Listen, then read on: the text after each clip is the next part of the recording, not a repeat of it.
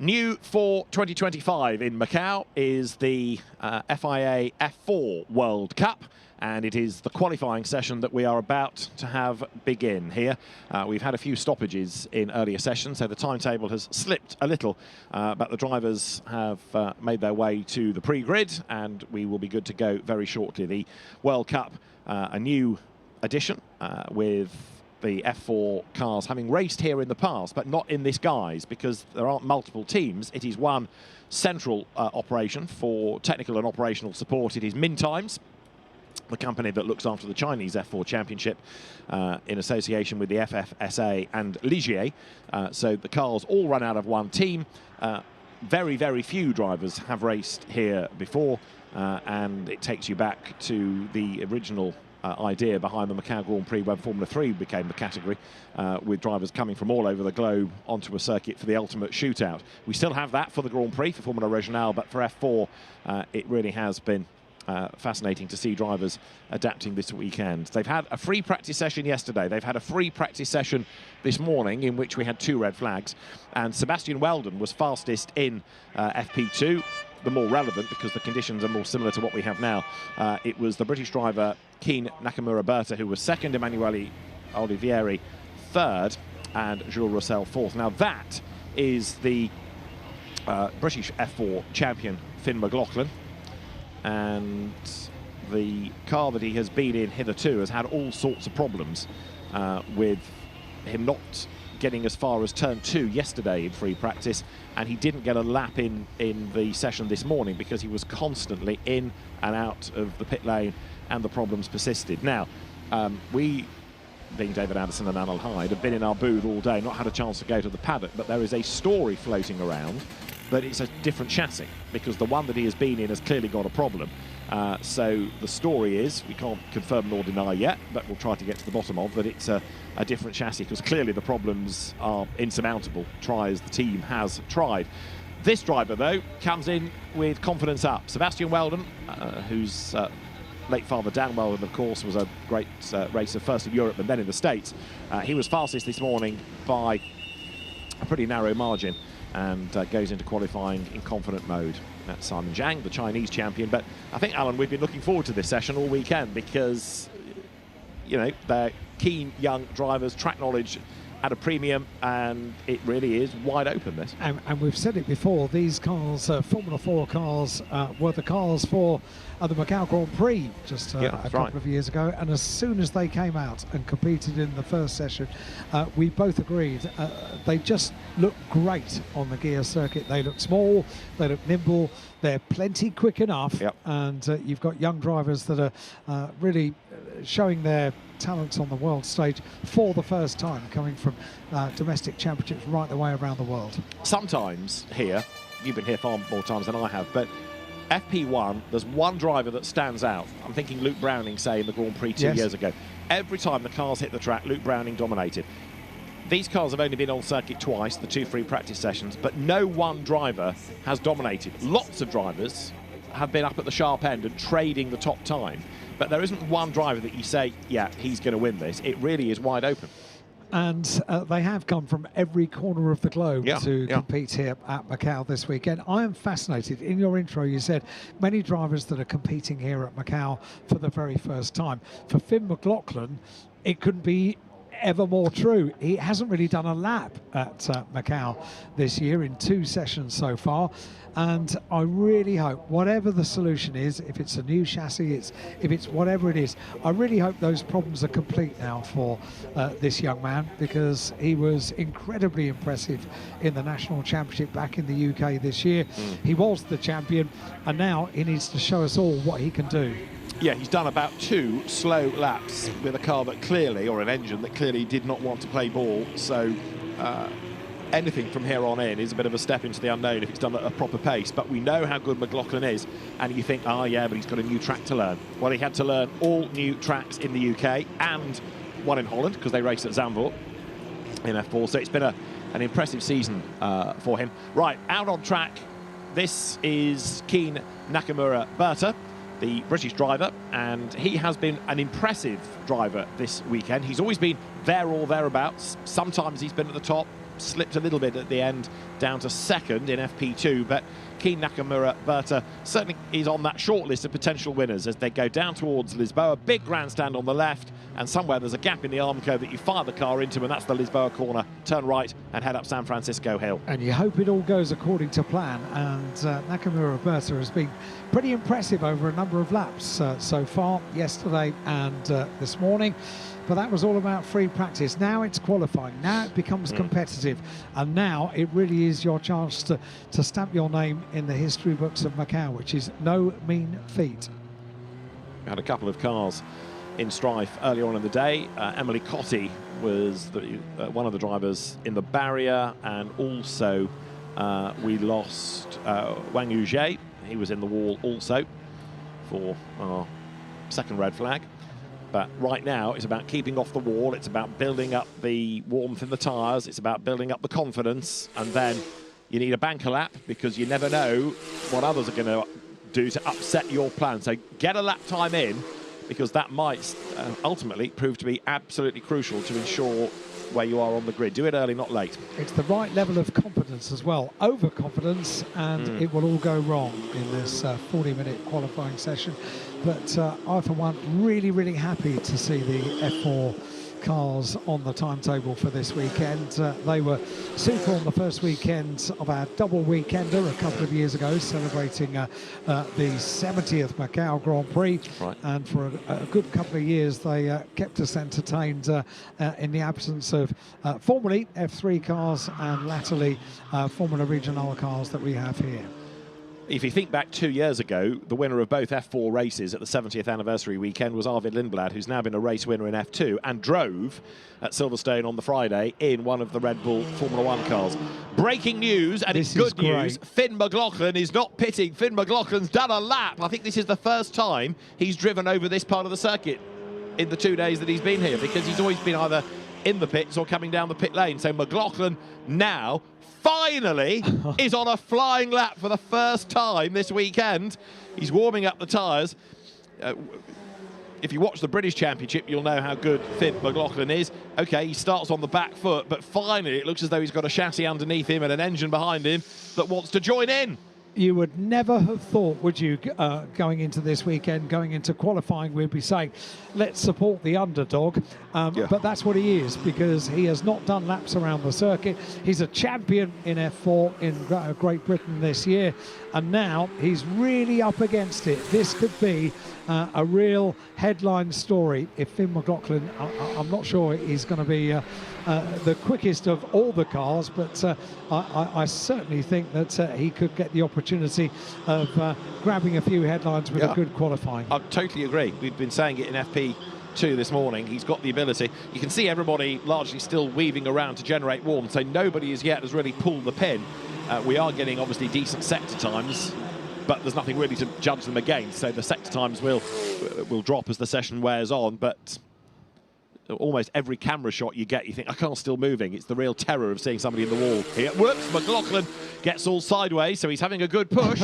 He really is. It's the first chance he's been able to pull the pin as far as this weekend is concerned. And the good news is that it looks like the car is going okay for Finn McLaughlin, and that is absolutely what he deserves this weekend.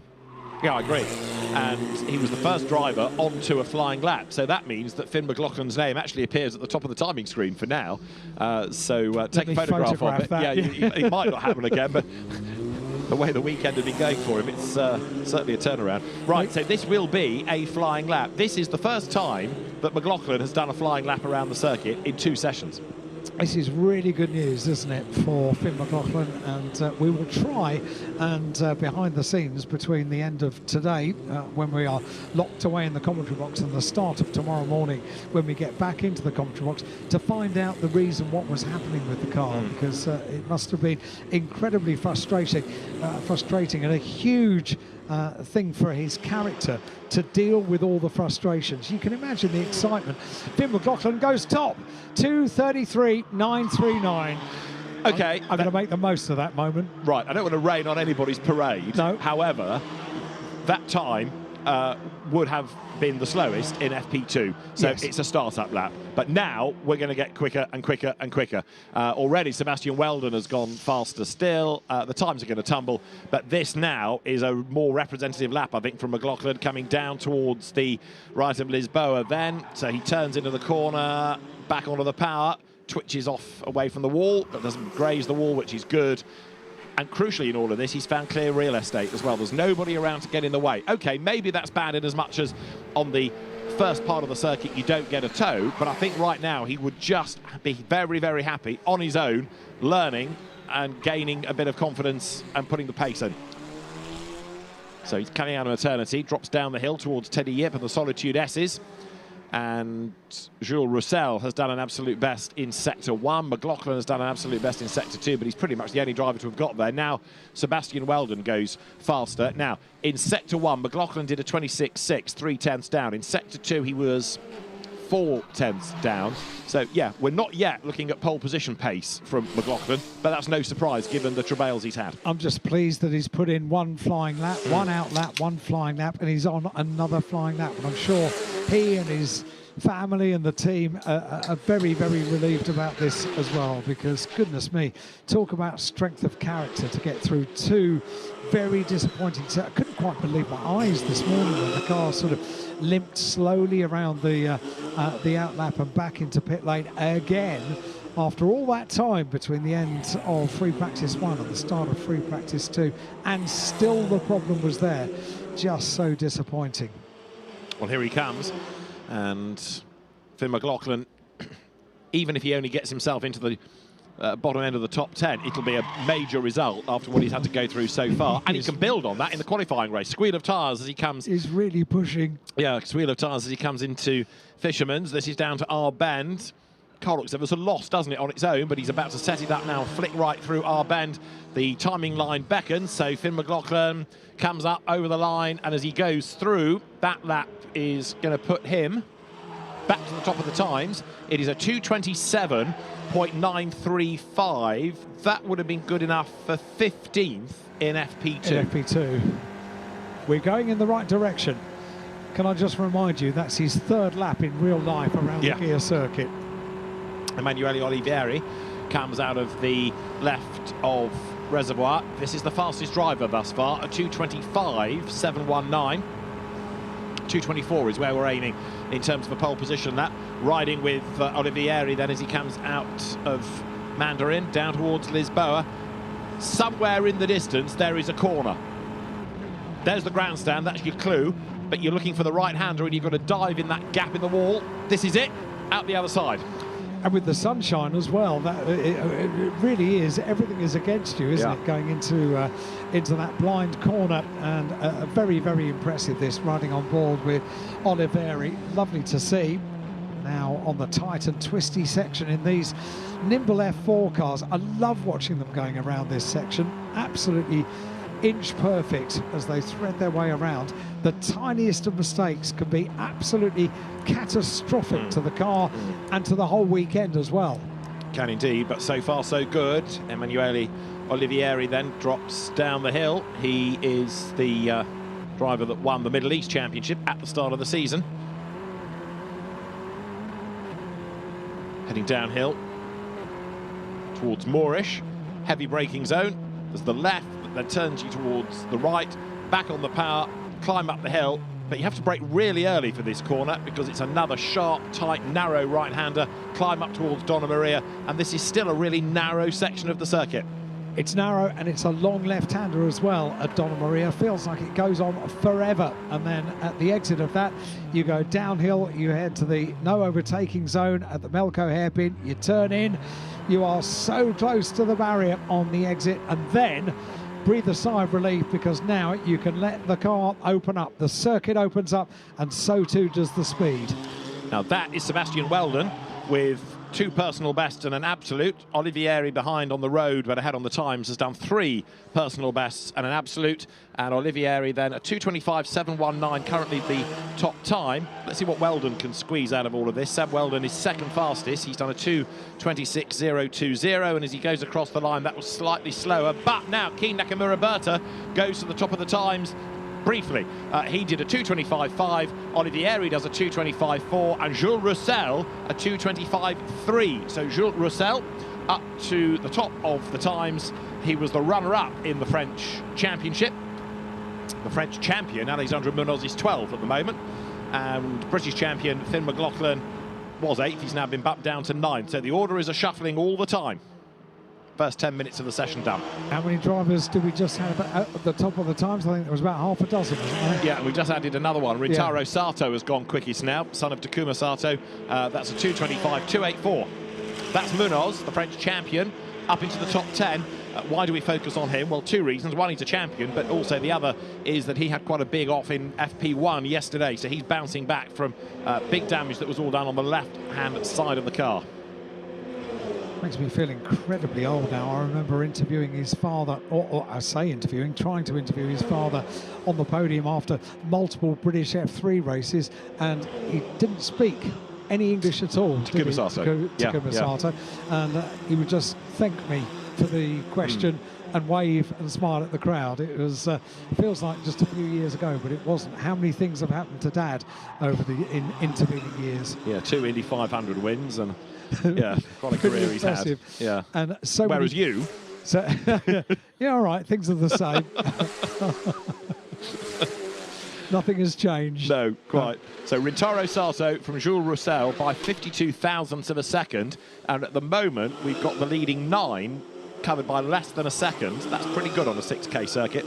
And the 9th of them is Thomas Behrman. If this is your first look at F4 this weekend, Thomas Behrman is the younger brother of Grand Prix racer Ollie Behrman. And Finn McLaughlin 12th. But I think there's more to come because sectors 2 and 3 have been improvements on this lap. You're looking at Rintaro Sato in the same colours that Dad carried as well. I was just about to say, the same colours as single seat at the start of his career.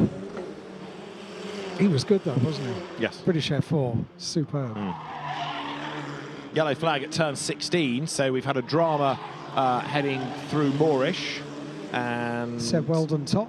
Yeah, I've got a horrible feeling that we might be going for a red here if the car in question can't get going. We'll wait and see. So this lap for Rintaro Sato is going to be an important one. Jules Roussel has gone fastest now ahead of Seb Weldon. And as the field comes by, Rintaro Sato is down to 5th. He breaks the beam and goes back up to 3rd. So Sato does improve. It's Roussel, Weldon, Sato, Olivieri, Nakamura, Berta, and the road is clear. Hooray at turn 16. So the session is still live. Alexandre Munoz, he is currently 12th for French champion, number 11, but he's done personal an absolute best in the first 3 sectors. Waiting for sector 4 to come in for the car, currently down in 12th place. Car number 11, Alexandre Munoz, with an overall best in sector 3. And that's the only overall real improvement that we've got. And a look back at that clatter into the barrier. I didn't pick up the which car it was. No, I didn't. I'm sorry, but the car has carried on despite the broken front left corner. And it might be Munoz because he's not got to the end of sector 4. So having said that Munoz was on a mission, he had done personal and absolute bests, but it looked as though it might have been him that bounced off the wall, and he's not got to sector 4. So he's obviously therefore parked it somewhere. I think you're right. And oh, and another one in the wall there, clattering off the barrier in front of us as he ends up towards the corner. Didn't again spot a number, apologies, but we've got a yellow flag at turn 16. And was it 26 that we just saw bounce off the barrier there? So it was the left corner that took the whack.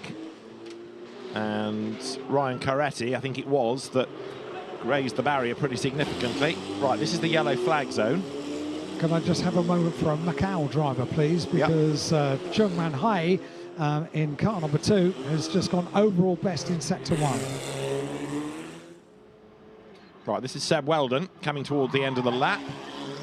Yeah, you're right. Marcus Chung is on a good lap here from 18th, and Sebastian Weldon on his own, coming up towards the right-hander of our bend now.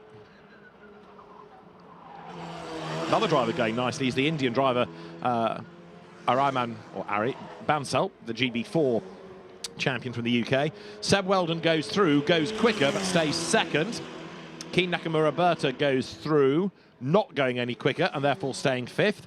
Emanuele Olivieri goes through, not going any quicker.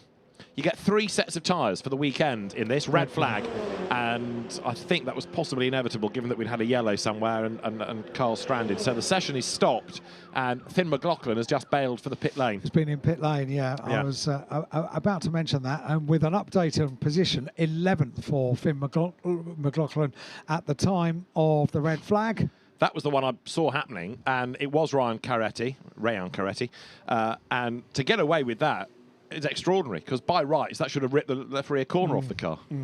Right, red flag, because there's another one, which I think is Munoz, having gone off at 15, that stopped somewhere, and he needs retrieving. I think you're right. One of the quick cars as well for number 11. Currently down there in 12th place, Finn McLaughlin in 11th position, and into pit lane already, I think before the red flag came out. That's not bad. 11th is all right. It's really good. It's really good. You can race from there, because this, of course, is the opportunity to set the grid for the qualification race tomorrow, tail end of tomorrow morning, 11:40 local time for an 8-lap race. And then they have the big race, the 10-lap race, on Grand Prix day, 9:15. So you can get a good position, make places up. 9:15? Yes. This lot are all teenagers. They're never out of bed before 9:15. I'm not sure we are we? Alexandra Munoz's car put behind the barrier. It will not take long to get this session back underway, that is for sure, because cars are still coming into the pit lane and the road is clear. So the race direction team can get things moving, hopefully, pretty swiftly. It's on this part of the track where the incident took place, and I think Alexandra Munoz got about this far and thought, no, it ain't going anywhere. Now, the other downside for Munoz is that he will lose his best lap time because he's caused the red flag. So he's going to slide back down the proverbial greasy pole. Do you want some more bad news? Not really, no. Right, well, you're going to get it. Marcus Chung, the driver from Macau, had done an absolute best and then 2 personal bests, but of course could never finish the lap because out came the red flag. So sadly, what should have been an improvement for him, all rather unravelled. There will be more opportunity for glory. Don't you worry about that, because we've still got a huge chunk of this qualifying session left. We're at 24 minutes and 27 seconds in total. Chance for the teams to just check on a few things down in pit lane. A conversation with the team. A check of the front wing. It's the car of Simon Zhang, Hong Kong driver. Just having the front of the car checked over, and meanwhile, he's checking the live timing and checking the relative whereabouts of everyone else. And in the meantime, you know what? Red flags do not deter the enthusiasm of the crowds here at Macau, do they? Far from it. Gino Trapper, who was in the tyre barrier in free practice, is currently 16th. Emily Cotti, who crashed in free practice 2 this morning, 17th. The point being the cars have repaired him out there, and the same is true of Wang Zhuzhe, who went off the road. He is also in this session. 17 is Itsuki Sato. And Jules Roussel, currently the fastest by 0.2 of a second from Sebastian Weldon. Rintaro Sato is 3rd. Emanuele Olivieri is 4th. Keen Nakamura Berta is 5th. And Arai Bansal, coached by Danny Watts, who raced here 13 times in his career, is 6th. Simon Zhang is 7th. Rayan Caretti is 8th. Thiago Rodriguez, another Macanese driver, is 9th. And Tom Behrman is 10th. That is Sebastian Weldon's car being put back into the echelon formation within the pit lane. And the session is going to restart in about 20 seconds' time. I said it wouldn't take long to get things back underway. Good turnaround, that. Yeah, absolutely. 24 minutes and change on the clock, and we are ready to go again. So the crowd, by the looks of things, very high spirits, aren't they? As we look forward to, after the conclusion of this qualifying for F4 cars, we stay with single-seaters, and no small matter of qualifying for the FR World Cup. The FIA FR World Cup, of course, the cars for the Macau Grand Prix on the 72nd running in 2025. Right, green light down in pit lane, things back underway. 24 minutes remain of this qualifying session, and a fascinating multiple driver battle here. Even at this stage, no one has stood out, have they? Head and shoulders above anyone else. we've got a really strong contingent of very, very good drivers, and that's why this is so fascinating. I know the FIA F4 World Cup was a dream from Emanuele Pirro, the president of the FIA Single-Seater Commission, and I would suggest so far it's been a very good idea because it is wide open. There is not one driver that's coming here and dominating, and it's still a little bit in terms of thinking of a winner, as you see understeering out wide down Lisboa, number 48 of Gino Trapper. And that's going to bring out a yellow flag, and it might be a red. Oh no, you can get it started, but that's a bit risky going backwards. Hopefully everyone's going to mind the yellow flag. In terms of picking a winner, it's a bit like entry list and pin at the moment. You put one against the other. Green flag is shown, the car gets away, and that's a big sigh of relief all round. But why do people do that on an outlap? I know there's commitment, I know they're all keen to get going again, but just a bit of calm. Number 5, being noted for speeding in the pit lane. That is Finn McLaughlin. I think he should be applauded for being able to speed. Yes. After the day he's had. I totally concur. Yeah. I jest, by the way. It's not to be applauded to go quickly in the pit lane. But the fact the car is capable of going quickly is the point, isn't it? As Hyde finds reverse very quickly. Yes, yes. Hyde off. Towards Moorish then come the survivors in the session. It's Alexandre Munoz that caused the red flag. His weekend is, I'm afraid, starting to unravel around him, isn't it? That's his second accident for Munoz in the 3 sessions that he has taken part in thus far. Right, everybody on the outlap from pit lane on the resumption of this session.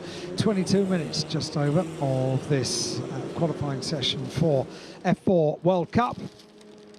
And it's Russell who is top of the time. So Russell in the number 7 car, car number 11 under investigation for causing the red flag. That's Alexandre Munoz and the French F4 champion. Crash in FP1 and just caused that red flag. So they'll be looking into that. There's not a lot to investigate, basically. Not really. You caused it, that means you lose your best lap time, so he's going to start even further back on the grid. Right, let's see what they do as they go on to the first of the flying laps, if you like, not the outlap from pit lane, on board with Keen Nakamura Berta. And it is such a treat to ride on board as you go around the Guia Circuit here at Macau. Fascinating to hear you yesterday as well, talking about some videos that you've uncovered from many years ago.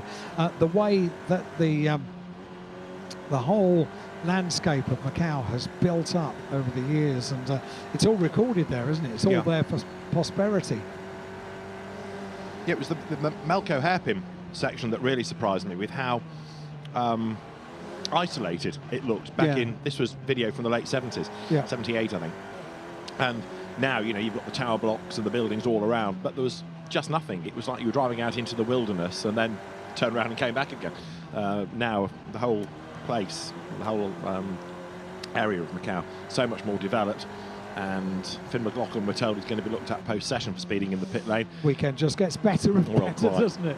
Goodness me. But on track, Keen Nakamura Berta here is pushing on. Personal best in Sector 2, and we've still got 20 minutes to go. So, oh no, we haven't. Another red flag, because in the barrier is Ryan Carretti.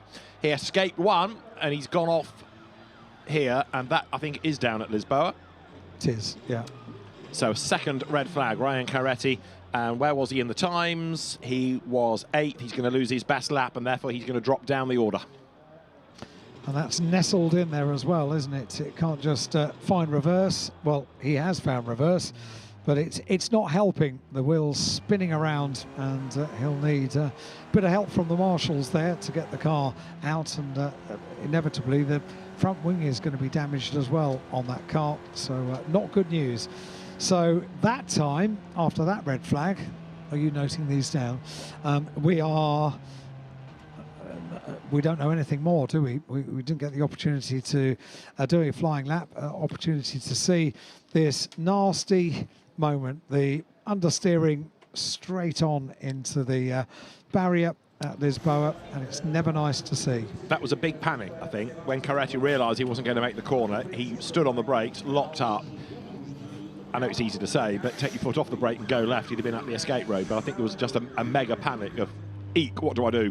all in the moment of milliseconds. You have to take that decision, and unfortunately, wrong decision taken. So red flag for the second time during this session. And we did say how important it was to put in a lap early on in this qualifying session. We are halfway through. Okay, we're 18 seconds shy of being halfway through this qualifying session for the F4 cars. And those early laps that they put in this first part of qualifying are going to become more and more important. It is the work of a moment to clear a car from various pinch points around the circuit. The 26 car of Coretti already in the air, high above the right-hander at Lisboa. We've seen in other years here at Macau that becoming quite a car park for collected cars on the inside of that corner. The boom on those crane arms is quite extraordinary. Goes for a good distance around its station at the various corners around the circuit. This is the man that's fourth in the times, Emanuele Olivieri, and he is only thousandths of a second adrift of Taro Sato. So Ryan Coretti noted for causing a red flag. Finn McLaughlin there explaining what it's like at speed, finally, because now he understands it. Now he looks like he's smiling, though. Yeah, I think he's probably a lot happier now. Relieved, happy, all of those words. And as we keep saying, from 11th, he can build on that. I mean, there's no guarantee he's going to be 11th, but I would be surprised if he were lower than 11th.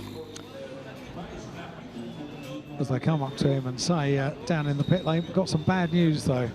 Were you speeding in the pit lane? So we've got to deal with that investigation after the end of qualifying.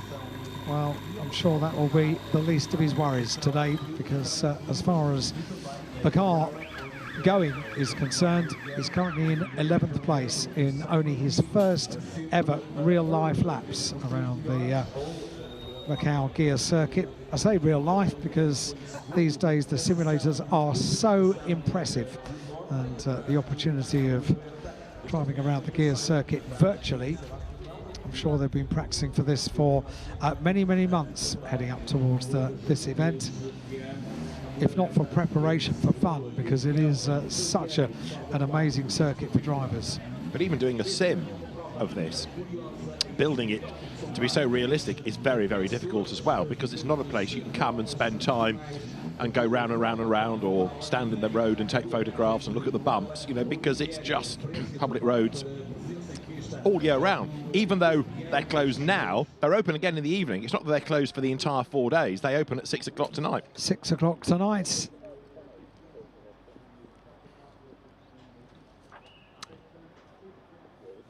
Now, on the timing screen, Finn McLaughlin is under investigation for causing a red flag, and I cannot recall him having done so, because he's not crashed, unless he stopped on the circuit and then got going and we didn't notice. But I'm puzzled. I'm not sure that's. We've seen a couple of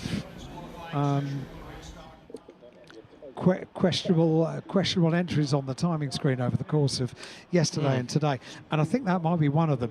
Car number 5 is under investigation. Because, but it's had its fastest lap time deleted for causing a red flag. It was speeding in pit lane, wasn't it, that he was under investigation for? I'm not sure it caused a red flag, although that's what we're being told on the timing screen. So maybe something that we don't know about, but we thought Lisboa was the reason for the red flag, and that was not car number 5. It was not Finn McLaughlin. So we'll wait and see. We've got a question mark over that, but and has he had his fastest time disallowed? Still there in 11th place for car number 5. So investigation required. Puzzle. All of that said, it's been quite a Macau for Finn McLaughlin, hasn't it? It's one to remember. Yeah. Green light at the end of the pit lane then, so the session is back underway. And Jules Roussel goes back into fray with 20 minutes on the clock. Still half the session to go and 2/10 up on the rest of them. So Roussel, Weldon, Sato, Olivieri. That's the top 4. Cars back on track. Bit of weaving to get some warmth back into the tyres, get the pressures back up as well. And hopefully, we're not going to have too many more dramas. Correction, car 26, fastest lap time deleted, causing a red flag. So Finn McLaughlin is okay, and Ryan Caretti, it's another blue car. I think that's the only link I can offer you. But panic over. But the investigation did have McLaughlin's number. Anyway, we move on. Ryan Caretti then falls back to 11th, and that's just promoted Finn McLaughlin one place, because Caretti's best lap taken off him means that Finn McLaughlin is now up into the top 10. So this lap, the out lap, is going to just bring the cars hopefully safely around, ready to start a flyer. And the clock ticks on down all the while here as these Formula 4 chassis, everybody to make the point again with the same car. They're all being run by the same team. They're all these Macau M21 F4 chassis. They all have Alpine 1300 turbocharged 4-cylinder engines. They're all run by the Chinese Mintimes company. That's the organisation that looks after the Chinese F4 Championship. And right now, the times are about 4/10 down on what we had earlier on in the day in the second pre-practice session. Now, that was from 9:15 until 10 o'clock. So within the time where we are now, local time, it's just gone 2 o'clock. It's a lot warmer, and that perhaps is starting to affect things. We heard a touring car team earlier on in the day talking about how much warmer it is today and how the balance of their cars have completely changed. So it might just be affecting what people thought they had learnt this morning to what they need to translate it to now in qualifying. So Emanuele Olivieri goes downhill into the very bright sunshine. Quick weave left and right to help the tyre temp and pressure. Turns the car now through that right-hander of Fisherman's and down towards our bend. Still weaving, still trying to generate warmth in the rubber. And there you've got him ready now to start a flying lap as Keen Nakamura-Berta does so ahead of him on the road. Bit of a twitch then as Olivieri fights the car out of our bend, but he goes across the timing line, being chased in turn by, I think it was Kimi Chan's car, I noticed, and also just going through the driver from Macau, Marcus Chung, looking to try to improve on 18th.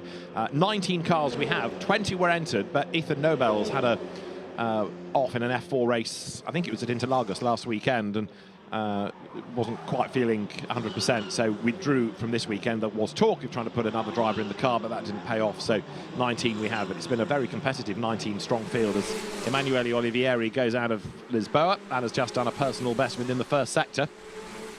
So Jules Roussel ahead of Sebastian Weldon at the top of the order. Weldon, who has been racing in the States, but also in the Middle East Championship and in Italy as well. So 5 wins Sebastian Weldon took. Emily Cotti, I think this is with a toe, has just done the absolute best first sector time. Emily crashed the car earlier on in the day, so that's been a pretty encouraging turnaround. And we'll see what she can do in the second sector as Olivieri powers up the hill, ready to drop down the other side and wriggle his way down towards Moorish. Roussel, Weldon, Rintaro Sato, then Olivieri, and an improving Keen Nakamura-Berta, because he's done an absolute best in sector 3. Emily Cotti lost time again, another 3/10 lost in sector 2. So it started well with the toe, I'm pretty sure, but it's unravelled a little bit. Now Olivieri's lap might unravel slightly. The onboard in the timing tower is Keen Nakamura-Berta, who's ahead of all of this on the road. And the reason I say it might unravel for Olivieri is because there's another car ahead. Look, coming down to Melco hairpin. That's Nakamura-Berta going out of the corner. And Olivieri now finding himself a little bit caught up in traffic. Nakamura-Berta should go fastest this time because he has now done 2 absolute best, and there's nobody to get in the way as the car finds a little bump coming down towards Fisherman's. Keen Nakamura-Berta, the British driver, fighting now Seb Weldon, who's done 2 absolute bests as well. But Nakamura-Berta is ahead on the road, so he will go top, but we'll see for how long he stays there. He comes across the line, and Keen Nakamura-Berta goes fastest of all, a 2:24.538 at exactly the moment he's noted for speeding in the pit lane as well. Jules Roussel tilt across the line. Olivieri third as he goes by. And we wait and we wait and we wait to see what Seb Weldon can do. Sebastian is in the last sector of the lap then. Through goes Marcus Chung, the Macanese driver gains a place. Itsuki Sato goes by, stays 12th, and Rintaro Sato goes through to be 5th. What happened to Sebastian Weldon? He's not yet done the last sector. Here he comes. Finn McLaughlin goes by, and Finn McLaughlin is up to 6th fastest then. So Finn McLaughlin gaining places on merit, not with penalties now for others. Across the line goes Sebastian Weldon, and it unravelled in sectors 4 and 5, so he ends up with a slightly slower lap and 4th in the times. Now, Finn McLaughlin is on a 2:25.223. He's 6/10ths away from the top, and he's 6th in the times. I reckon that's a pretty impressive fight back after everything that's been lobbed at him this weekend. We said possibly he's not, with no free practice laps behind him yesterday or today. Maybe he's not going to be the quickest car out there in qualifying, but he could well take a headline. And I would say that 6th place is a headline story. It's incredibly impressive.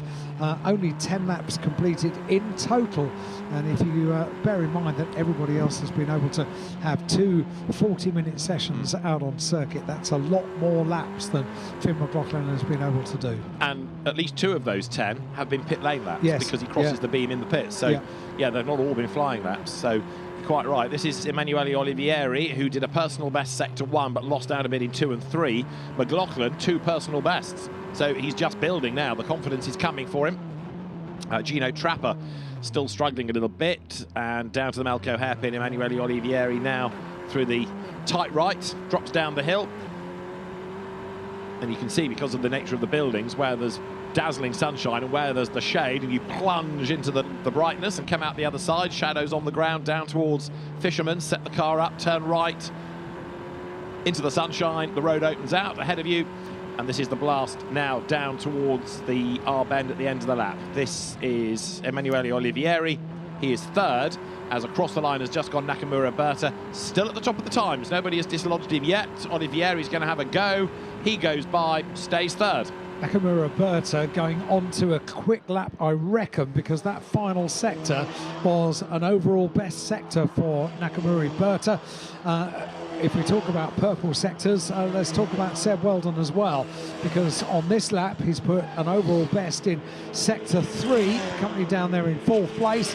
Thomas Behrman goes 2nd, so personal best in sectors 2 all the way through to 5, and Thomas Behrman competing in this year in the British Championship. Seb Weldon, it did stitch together, didn't it? Yeah. Goes top, 2:24.148, overall best in sector 3, personal best in the first and last sector. That all adds up, a 2:24.148. Seb Weldon is top. And also improving from Macau, Thiago Rodriguez, who drove in the Grand Prix last year and crashed and said, that's it, I'm retiring, I'm giving up. Well, he's come back, and he's 6th in the times, and he's improving again. Number 3, as you look at Dan Weldon's son, Sebastian, here, the late Dan Weldon.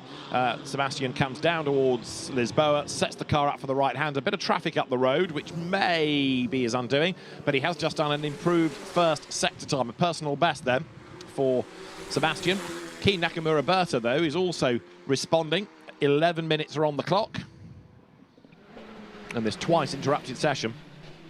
And Keen Nakamura Berta, who is British, despite the Japanese flag, his father Japanese, and comes then now through the approach to the Melco hairpin. You forget how narrow that whole section is. You think about the hairpin being narrow, but that whole run out of Donna Maria is narrow. And very close to the wall there was Nakamura Berta, wasn't he? Down the hill he plunges, and he's done an absolute best sector 4. This is a good lap. A really good lap as we ride on board with Keen Nakamura Berta, currently 2nd place to Sebastian Weldon in what we now have remaining 10 minutes and 40 seconds of qualifying. What can Nakamura Berta do in the final sector on the Guia Circuit here at Macau? We'll find out in just a couple of moments. Threads his way around so close to the wall on the exit of the corner, across the line, completes the sector. That wasn't a good final sector, was it? No, he dropped there just about a 10th of a second, and that was his undoing, but he's certainly brave. Thomas Behrman is 4th, having, as you said, improved last time. Just going past the pits, it is Kyuho Lee, doesn't improve. This is the car of Marcus Chung going over the line and stays 17th, although it was a better lap time. Finn McLaughlin in the back background, comes up to the timing line, goes through, and McLaughlin improves, does he? Well, he briefly went 7th, and then he's been pushed back down to 8th by Rintaro Sato. He's doing all right. He's keeping it neat, keeping it tidy, and pressing on. He's doing 2 free practice sessions and a qualifying session, all in 40 minutes, which is an incredible thing to do for the British champion this year. And he's currently down there in 8th, really equipping himself very nicely indeed. Thomas Behrman has come into the pit lane, as you see, little battle developing on track here. So Rodriguez, he's about to get collected, is he? Yes, there's contact, and into the barrier goes, I'm sure that is Thiago Rodriguez.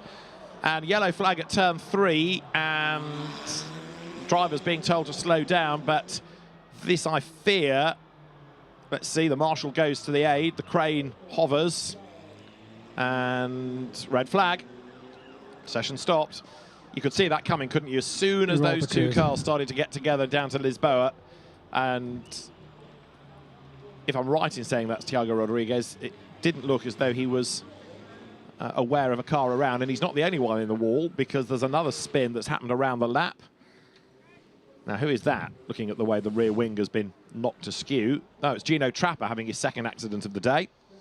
And it is Rodriguez. That's confirmation there. That car with deranged front wheel climbs out of the car. The marshals go to help down at Lisboa, and as they set about the job of getting the car lifted out of the way, that's the work of a moment. But Rodriguez now being told, no, you can't cross the circuit. You have to stay with us now.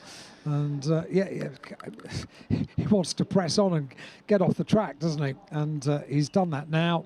And it is the work of a moment to remove that car, which does look rather sorry for itself. Again, another situation during this qualifying session where you could almost imagine you were in a race situation, because as they barrel into Lisboa, 2 does not necessarily go awfully well. And that was a big bang, wasn't it?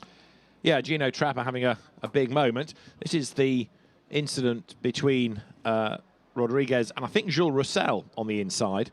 And Roussel tried to commit, and Rodriguez was adamant he wasn't going to give way, and kind of neither wanted to give way, and the net result is that Rodriguez is in the barriers.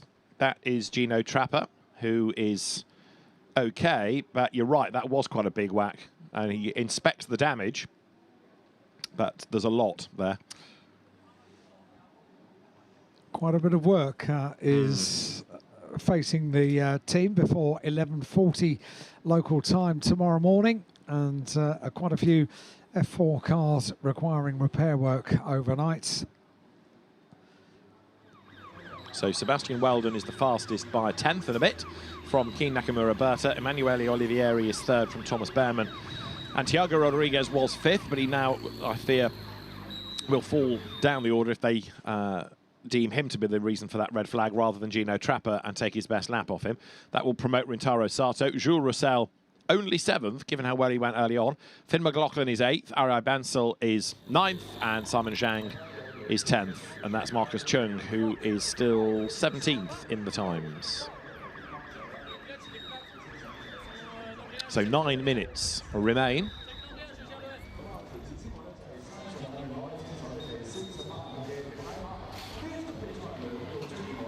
Opportunity for teams to check tyre pressures as we head into what we hope is going to be an unrestricted final 9 minutes of qualifying for the F4 cars. A fair bit of clearing up to do for the marshals down there. We've not yet got the car out the way either, so bit of work to be done down there, down in pit lane. The teams can check tyre pressures, do all those kind of things, because it is now very, very warm here at Macau. That will affect the tyre pressures, so maybe a little bit of adjustment can be done down there, and also check cars absolutely in peak performance. Team just checking Jules Roussel's car. And we talked about the school trips to Macau, and we said that they rather enjoy themselves. You don't have to take my word for it, you can see it. They were really noisy first thing this morning as they took their places in the grandstand. and they're still in fine voice. That's just lovely to see, isn't it? Yeah, absolutely superb. They're the top 100 in cheering class. That's why they come. Yes, they've done well. Really good. And thoroughly enjoy this event. Why would you not? There is so much to enjoy here at Macau. The build-up, all of the photographs, the media opportunities. We had so many of the drivers taking part in a local cuisine cookery lesson the other day. That's right, and yes. it was all part of the build-up to the 72nd Macau Grand Prix. The reason I know that, I wasn't aware it was taking place. I barreled into the room, chatting at normal volume, and then turned around and realised that, oh, okay, something's going on in here. Whoops. When you were given a bowl and a chef's hat to tell to join in. You wouldn't want me to do any cooking, that's for sure.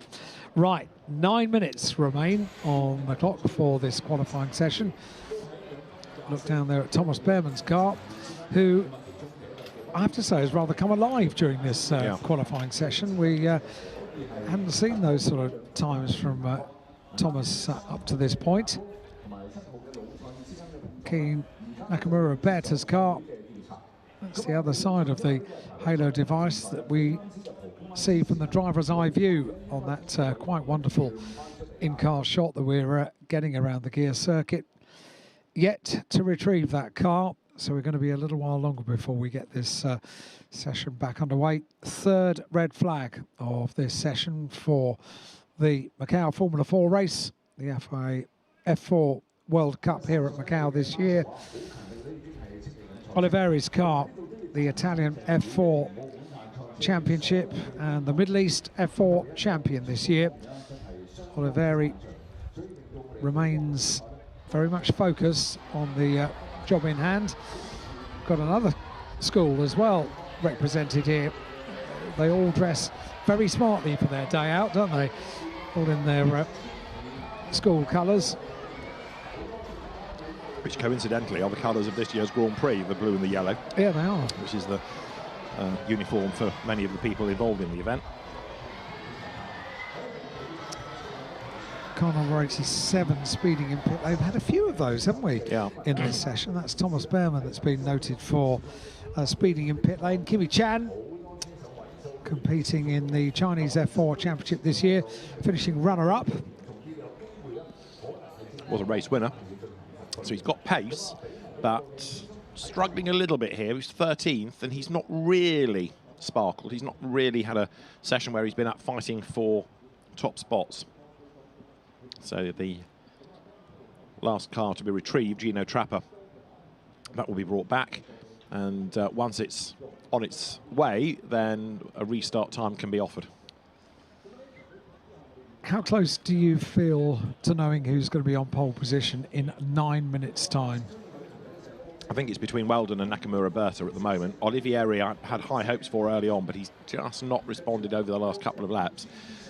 But the spoiler in the pack, in a sense, is Behrmann, who has progressively got better and better and better across each session. And with now 9 minutes to go, is, as you were saying, fourth in the times. And I don't think he's done yet. Anything can happen at Macau, and very often does. 3 red flag stoppages during this qualifying session for the Macau Formula 4 race. Wherever you are around the world, welcome to our coverage on day 2 of the 72nd Macau Grand Prix. Beautiful sunshine looks down on the Guia Circuit, and we're looking at Itsuki Sato. Sat in the car. They all remain very much focused on the job in hand, many of them visualising the circuit, and that's very much part of the driver's preparation for single-seater driving. Sebastian Weldon is at the front of the field at the moment. His time, a 2:24.148 around the Guia Circuit here at Macau. Nakamura Berta, Keen Nakamura Berta second, car number 51, 2:24.284. Emmanuel Oliveri is third. Thomas Behrmann really improving over the course of the 3 sessions so far today. He's come to peak performance in this qualifying session. The recovery of that car is proving to be more tricky than we at first would have thought. the car is only now just being pulled around, and it's incredible. The marshals, the course workers that work here at the Macau Grand Prix are incredibly experienced in the recovery of cars, and normal circumstances they can get the most tricky recovery completed in just a few minutes time and get the session back underway. But that one is being a little bit obstinate, isn't it? I think part of the problem was it had come to rest in such a place that it was hard to get the ropes around it. So now the car has been swung away from the barrier. Now it can be lifted on an angle, but it was hard to get it away from the wall. And it's also quite badly deformed, isn't it? It's fairly twisted in terms of where the wing and the suspension all is now after that very solid whack. But Gino Trapper's car now just about ready to plonk down again. Lots of work in prospect for that car, isn't there? So the car now making its way onto the back of the flatbed recovery vehicle. It was 11th in the times. Now, the red flag was flown for Thiago Rodriguez, but whether Trapper is going to be deemed as a cause of a red flag as well, we'll wait and see. The liquid being mopped up. So, the car dropped down, back onto the flatbed, and we're not far now from getting things underway, but the speedy dry put down to soak up the liquid. Quite a bit of liquid by the looks of things down at that corner, and you can only deal with that once you've got the car out the way, can't you, and see the real extent of how much fluid has gone down. But they're working hard. It's amazing stuff as well, isn't it, that they work into it with not only brushes but also trainers as well. So all hands to the pump down there to get things back underway. Gino Trapper looks on, but he's rather more concerned about getting a lift back. Can I have a lift, please? The team, yeah.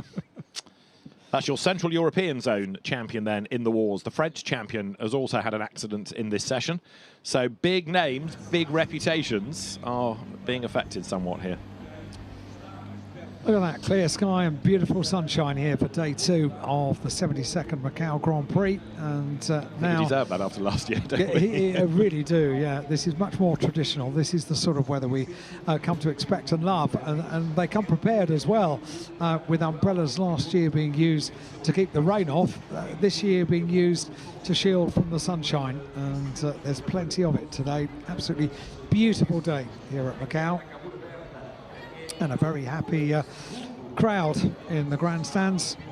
So it's car number 7 that's being investigated for the red flag. And that's interesting because that was Jules Roussel making the move against Rodriguez. It was Rodriguez in the wall, but they're both being looked at, and perhaps the stewards are coming down on the side of Roussel being the guilty party, and it was him, therefore, that caused the accident, that caused the stoppage. That, I suspect, might get argued by his side of the garage. However, we'll wait and see what pans out. 9 minutes are on the clock. They've got plenty of time to argue. They don't race until 11:40 tomorrow morning. So we shall wait and see. There, in actual fact, there's quite a few arguments to have because there have been a lot of investigations during this qualifying session for speeding in pit lane, causing red flags, etc., etc. We've got through quite a lot in the, how long have we had of this? 31 minutes of qualifying. 9 minutes remain on the clock, and they've all got TVs down there. There's a big screen down in pit lane as well, so they can see that that car has been recovered, so they know imminently we're going to get this session back underway. And there's also one of the old traditions of Macau, which is a English language pit lane public address system to warn the teams of the countdown for the start of any session, whether it's practice or qualifying or race. George Munro, who makes traditionally the announcements down there in the paddock. Hello, George. And has been doing so for a long time. Many years, yeah. Very much a feature of the soundtrack of a Macau Grand Prix weekend. Now we are still awaiting a restart time, after which the session for F4 is followed by the Macau Grand Prix second qualifying session, and then the new style qualifying for the Macau GT Cup, the FIA GT World Cup. Let's have another look at one or two incidents that we've had. Jules Roussel, who's being looked at for causing a red flag, had done an absolute best first sector on this lap. So look, he gets a toe off Rodriguez. Look at the back of the shot. Roussel is the 4th car in the shot, now the 3rd, now the 2nd, and he wants to get past. He's got the toe, so he's got the speed. He gets up the inside, but he's just about alongside. Rodriguez moves across. Roussel, in fairness to him, gets up the curb. He tries to steer out of the contact, but he was trying to get through. He had the toe, he had the speed, and he will argue, I was quicker and I was overtaking. And he's going to be looked at after the session. Lengthy discussion that, yeah, because you can see both sides of it, can't you? We shall wait and see what the stewards decide once qualifying is complete. And we've still got a big chunk of qualifying yet to go. Yeah. 9 minutes. When Roussel was fully alongside, that was when Rodriguez turned into the corner. At that point, he can't disappear. That will be his defence, I'm sure. Anyway, join us tomorrow for the first race, and we'll update the story. It will rumble on. We'll update a few stories. Yeah, the car park of damaged cars, which we can see out of our window, is growing all the time. Rayan Caretti's car has been joined by Thiago Rodriguez's car. And we patiently wait for action to kick back in here on the Guia Circuit. Smart-looking car, aren't they? A Formula 4 car. I think they look absolutely fantastic. And with the liveries that are presented for the Macau Grand Prix, these unique liveries that are presented for this weekend, sunshine looking down on them, even though they're damaged, you can see the beauty of the shape of the racing car. I really like F4 cars.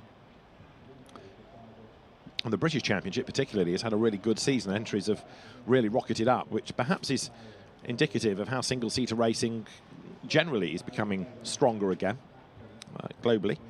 So the fans continue to occupy themselves.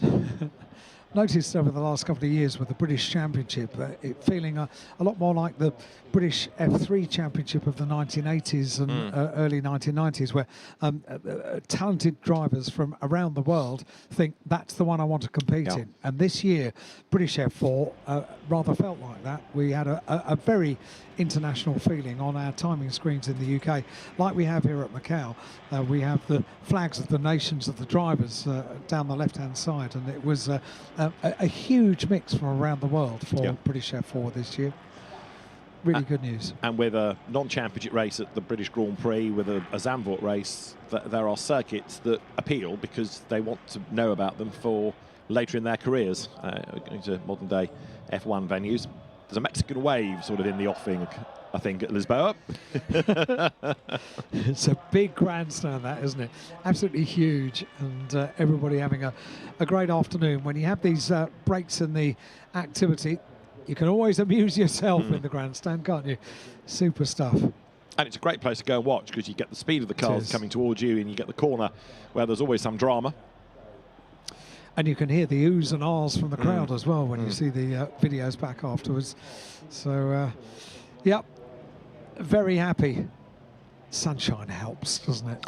It does. Yeah. Although even in the rain last year, I think people were still in buoyant mood. We are about 25 seconds or so away from this session being back live, because the countdown continues, and it will be 9 remaining minutes for the surviving cars. The entry has been whittled away a little bit during the course of this. We are now at least 3 fewer than we were earlier on.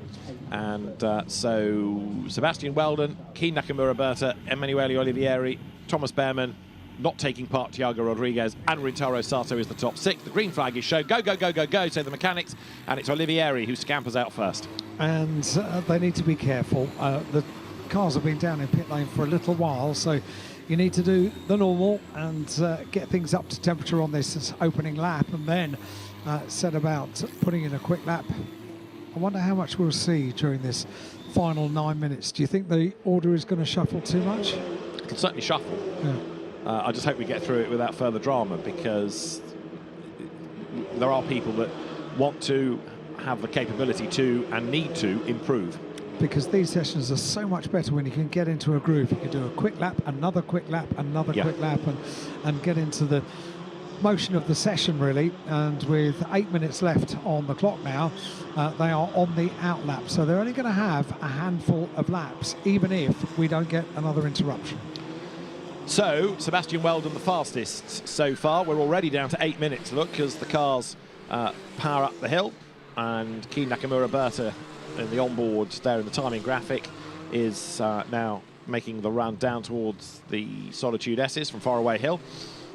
Everybody else filed through. Finn McLaughlin this time has got a bit of traffic around him, but 8th in the times is quite a result given what he was staring at earlier on in the weekend.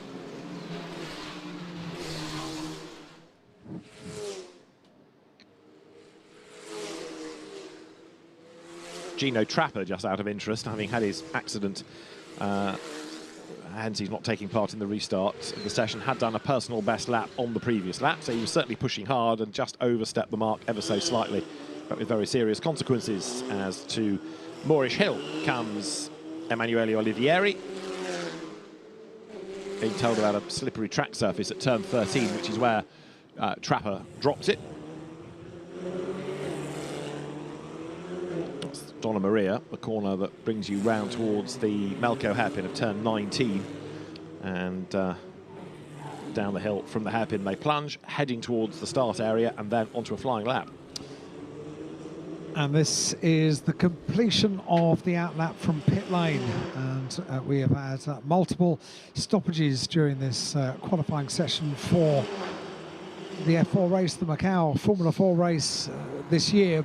It is the FIA F4 World Cup as well here at Macau, on board with Keen Nakamura Berta, currently lying second, and on to the first of the flying laps after the resumption. They're not going to get many laps, are they, because we are now 6 minutes just over of the session remaining, so we can't afford for another stoppage in this qualifying session. So please, please, please, keep it neat, keep it tidy, and maybe we can get a couple of meaningful laps in this closing stages of qualifying. So Keen Nakamura Berta arrives at Lisboa, goes down through the gears, rides the curb a little on the inside, nicely through the corner, but not an improvement within that first sector, so no improvement in the time. Pushing on, climbs San Francisco Hill, past the hospital, past the apartments on the left-hand side as well. Flicks right, down through the gears, brake hard, flick left, avoid the concrete, avoid the barrier, and then a sharper corner at Maternity Bend. Down the hill he drops, heading towards Teddy Yip corner, which is coming up,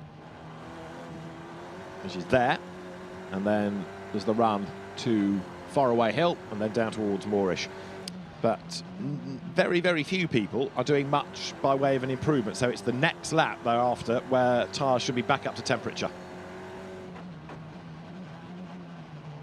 Keen Nakamura Berta comes a little bit sideways there through the approach to Moorish, a little touch of oversteer, but he gets the car turned in nicely there. Up through turn 16. And up the climb towards Donna Maria, which tilts you slightly to the left, ever so slightly, banks, and a big, big snap of oversteer there, and he's right up against the barrier. Keen Nakamura Berta, I think he would have grazed it, but it looks like he might have got away with that. That would be described as a kiss of the barrier, and may have got away with that. Yes. As kisses go. Yes. Yeah. Blimey. Well, certainly not affecting him, is it? He's continuing to press on, but hardly anybody is improving in sectors on this lap. It is the next one that's going to be all important, and Nakamura Berta now, if the car did graze the wall, it might just be ever so slightly out of kilter. So let's see how it's going to handle down towards our bend. Again, it's a bit of a fight, isn't it, to get the car turned in. Up towards the timing line he goes. And that's a 2:26.6. That's about 2 seconds down on his earlier best. Let's see what this lap is going to be, because they've had the out lap, they've had that one quick lap as well. Oh no, another one in the wall is Rintaro Sato. And that's going to be a red flag, isn't it? Yeah, it is. Yeah. So that was one flying lap for a handful of drivers. And not even a meaningful flying lap, was it? As you were saying about Nakamura Berta. So it's our fourth stoppage of the session. It is. It's a big hit. Quite a clomp, wasn't it? Yeah, and a secondary impact, but that's too much speed carried through the corner. I think that's Thomas Behrman, isn't it, having to dodge through. Session won't be resumed. So that's your lot. Sebastian Weldon is the fastest, and Keen Nakamura Berta second, Rintaro Sato sixth, but he's just caused a red flag, so he's going to lose his best lap time by way of penalty. Good news is he's okay, but a lot of damage has been done to that car. Standing there dutifully on the wall above the car, which needs to be recovered, and I feel very sorry for him actually, standing up there and watching everybody else come through. Now it's okay to hop down and run across the circuit and get to a place of safety, but yep, car number 30 causing a red flag, Rintaro Sato, and that's a disappointing way to finish qualifying, isn't it? I didn't get the opportunity to put those meaningful laps in right at the end of qualifying. Very frustrating for everybody concerned. The first half of the session ran well, didn't it? But then as soon as you get one interruption, it seems to rattle drivers. Oh, need to push. Yeah. And, you know, Rintaro Sato had been going well, 6th fastest, but building up to a fast lap. Tell you what, the Min Times team are going to be very, very busy because there are at least 4 cars that need a lot of work. 5 cars that need a lot of work. Yeah. Blimey. Can we bookend the story of Finn McLaughlin as well? The floor is yours. Because he didn't compete in FP1, he didn't compete in FP2, tried to compete in both of them, but the car just wasn't playing. So he came out for qualifying, and he came out with no real world laps around the Macau Guia Circuit, and he's qualified in 8th. I think that's not bad. I still think he will rise the qualifying race. Yeah. Yeah.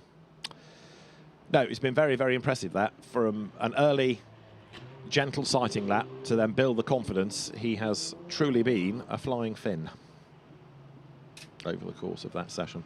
Rintaro Sato is under investigation for causing a red flag. Well, there's not a lot to investigate. Wall, car, red flag. Red flag. Yeah. Yeah. Guilty. So he loses his best. That's the decider, isn't it, really, when the red flag comes out? Yeah. I'm not entirely sure the car had stopped before the red flag was thrown that time. There was no question about it. Yep. And the lap time is indeed deleted, causing a red flag. We're getting these messages on the timing screen, and that's why the session was stopped. That's what's left of Rintaro Sato's car, so the jacks will go under it to lever it away from the concrete, and then it can be scooped up. And F4 qualifying is done, and we look forward to the first of their races, which is going to be tomorrow, the F4 qualification race, 8 laps, and then the main race for the World Cup itself is going to be a 10-lap race on Sunday. Sebastian Weldon then takes pole position for the qualifying race from Keen Nakamura Berta and Emanuele Olivieri. Thomas Behrman 4th from Thiago Rodriguez and Jules Roussel, who's under investigation. Finn McLaughlin 7th, ahead of Rintaro Sato, who loses his best lap and drops to 8th from Arai Bansal and Simon Zhang. 11th, also with a damaged car, Gino Trapper from Li Qihu and then Kimi Chan. Itsuki Sato 14th from Rayan Caretti, Emily Cotti, Marcus Chung with Alexandra Munoz crashing out to be 18th, and it is Wang Yuzhe 19th. Sebastian Weldon celebrates pole position for the qualifying race for the FIA Formula 4 World Cup.